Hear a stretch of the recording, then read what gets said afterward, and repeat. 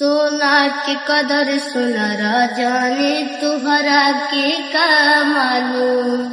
तू परख न पवला हमारा के आज बनेला मासूम। सोना के कदर सोनार जाने तोहरा के का मालूम। बदनाम करेला तू हमें बदनाम करेला तू।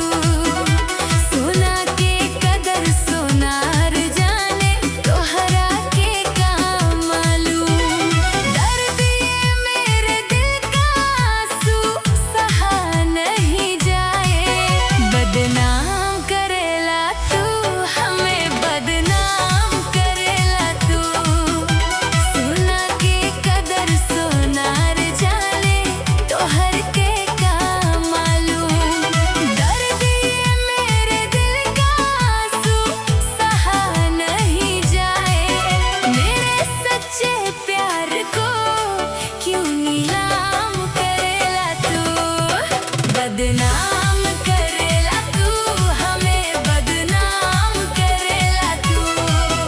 बदनाम करेला तू हमें बदनाम करेला तू।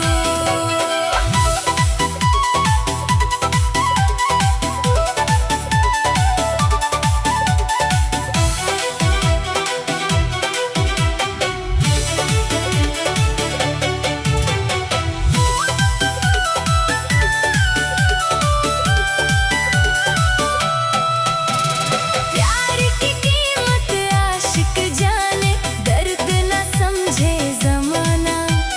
छोड़ के मुझको बीच सफर में बन गया तू बेगाना। प्यार की कीमत आशिक जाने दर्द न समझे ज़माना।